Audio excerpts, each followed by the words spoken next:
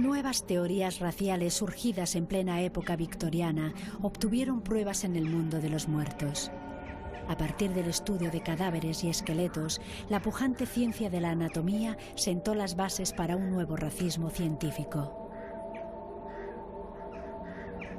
El científico racial más destacado de Gran Bretaña era un hombre olvidado que ejercía como cirujano en Edimburgo, donde se había refugiado tras verse involucrado en un robo de cadáveres en los años 1820.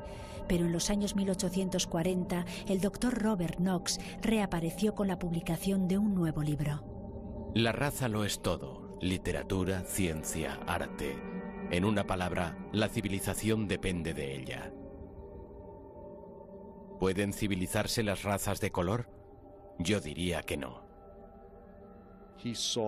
Vio que el conflicto racial y la exterminación sucedían en todo el mundo.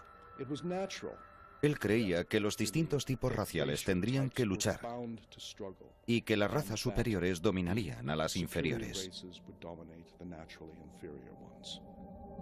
La raza sajona nunca los tolerará, nunca se fusionará, nunca estará en paz. Es una guerra de exterminio. Robert Knox no era una voz solitaria. En América, un grupo comandado por el especialista en craneología Samuel George Morton había empezado a reunir cráneos de distintas razas para contrastarlos.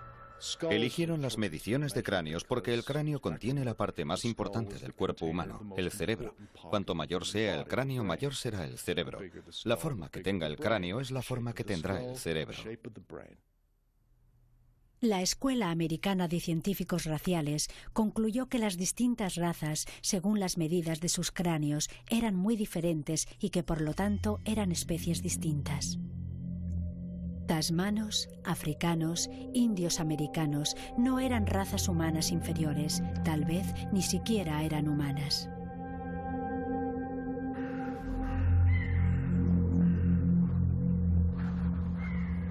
Un escritor comparó el exterminio de esas razas a manos de los colonos blancos con la nieve que se derrite ante el avance de los rayos del sol.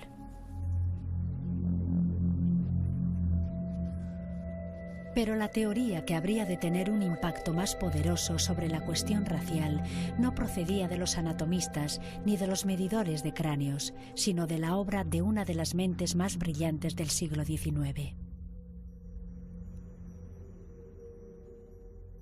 El origen de las especies fue un auténtico bombazo para la ciencia. En realidad inventó la ciencia de la biología, influyó en la religión y en la sociedad. Y lo que Darwin hizo, en cierto sentido, fue proporcionar una coartada para poder juzgar. Si la evolución había propiciado cambios en las distintas razas y especies animales, ¿por qué no podía haber hecho lo mismo con los humanos? También despertó nuevos temores entre la élite británica. El miedo a que otras razas peligrosas estuviesen viviendo entre ellos. La raza y la clase están en realidad muy unidas. Se hicieron mapas señalando dónde vivían las razas criminales.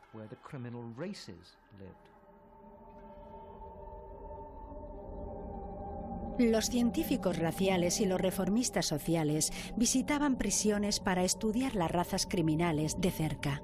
Y entre ellos estaba Francis Galton, primo de Charles Darwin. Galton estaba aterrorizado por el hecho de que la clase inferior se reproducía con mayor rapidez que la clase media. La ley de Darwin parecía haberse dado la vuelta. Darwin había mirado hacia atrás. ¿De dónde venimos? Galton le dio la vuelta al telescopio, miró hacia adelante. ¿A dónde vamos?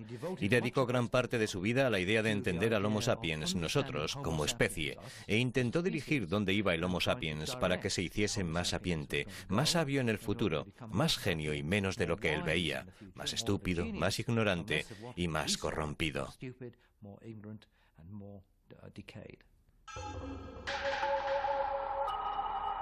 Galton diseñó una nueva ciencia que postulaba una reproducción humana selectiva. Soñaba con animar a las clases medias a tener más hijos e impedir la reproducción entre las clases inferiores y criminales, y llamó a su nueva ciencia eugenesia. En la última década del siglo XIX llegó a ser muy respetada y contó entre sus adeptos con un gran número de hombres ilustres. Entre ellos había grandes figuras de finales del siglo XIX, principios del XX. Hombres como George Bernard Shaw, H.G. Wells, todos ellos eran eugenésicos convencidos.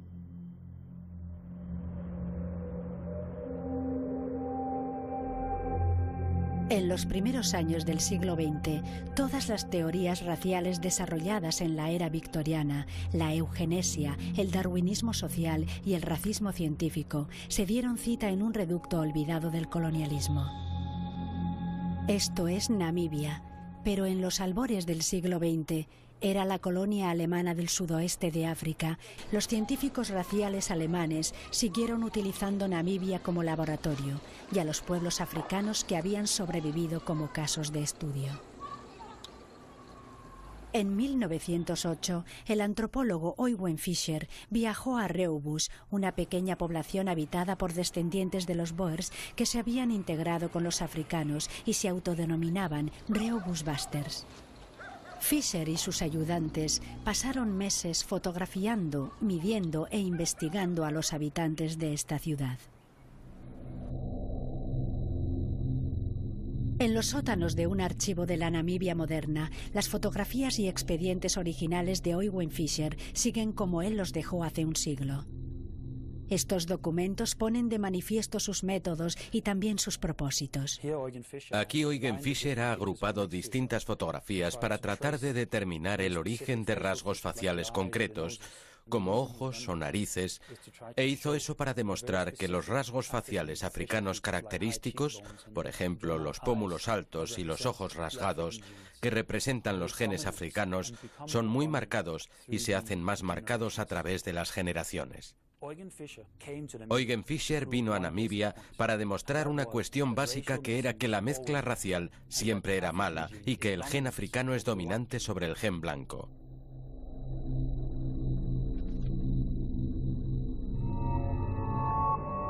El trabajo de Fischer en Rehoboth determinó su reputación como uno de los científicos raciales alemanes más destacados. También le valió el reconocimiento de una nación que estaba experimentando entonces la mayor afluencia de inmigración que el mundo había visto. Durante los primeros años del siglo XX, la composición étnica de América estaba siendo transformada a medida que millones de inmigrantes llegaban en avalancha a sus grandes ciudades. Muchos de los que temían que la inmigración masiva conduciría a la mezcla racial generalizada recurrieron a las ideas de la eugenesia. La eugenesia prosperó, mutó y se descontroló cuando llegó a los Estados Unidos. Y la ironía es que el movimiento eugenésico en los Estados Unidos, que sin duda descendía directamente de Galton, tuvo la gran ventaja de tener mucho dinero, ingentes cantidades de dinero.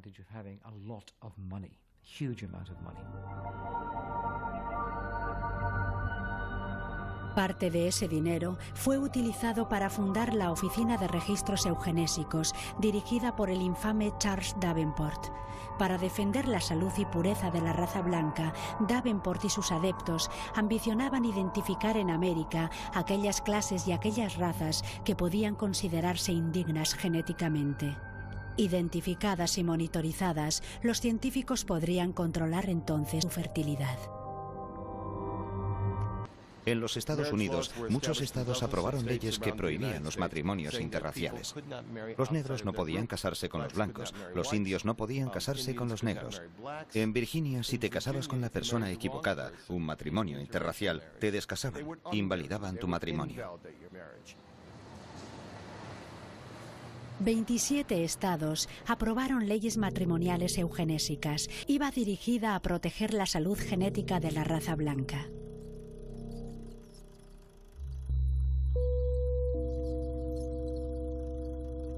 Y eso se conseguiría erradicando a aquellos que eran considerados indignos por medio de la esterilización masiva obligatoria.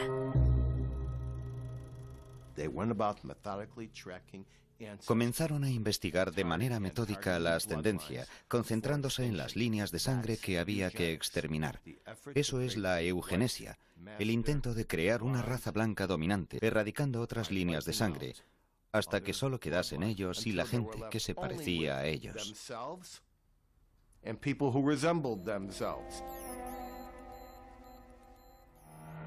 Y lo importante es que esas personas que estaban salvando a la humanidad, esas personas se consideraban reformistas.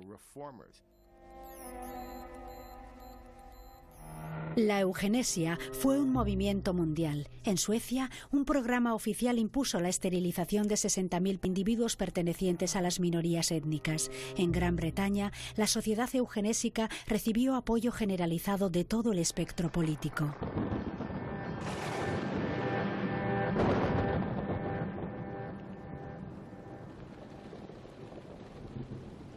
Pero fue en Alemania donde las ideas radicales del movimiento eugenésico americano encontraron el público más receptivo. Todo lo relacionado con América se consideraba moderno, científico, razonable. Debía ser bueno. América era el futuro, la fuerza del futuro. En segundo lugar, creo que a muchos eugenésicos europeos, entre ellos los alemanes, les gustaba el tono adoptado por los eugenésicos americanos. Un tono muy radical, muy claro. No utilizaban eufemismos, decían exactamente lo que querían decir. Los americanos proporcionaron más que simple inspiración. Las fundaciones americanas también financiaron el desarrollo de la eugenesia alemana. Este era el Instituto Kaiser Guillermo de Antropología y Herencia Humana. En los años 30, los hombres y mujeres que trabajaban aquí recibían becas de la Fundación Americana. Y el científico más destacado era el hombre que se había hecho famoso en Namibia, Eugen Fischer. Bajo el gobierno nazi, Fischer fue autorizado a esterilizar a los pueblos con mezclas de razas de la Renania alemana. Lo primero que hicieron fue ponerse en contacto con las SS, ya que ellos tenían un gran número, por lo que querían deshacerse de ellos. Así que los matan en nombre de las SS. Eran doctores en higiene racial o genética, como diríamos en la actualidad. Así que hay un vínculo auténtico entre el programa goltoniano y los ocurridos en Alemania.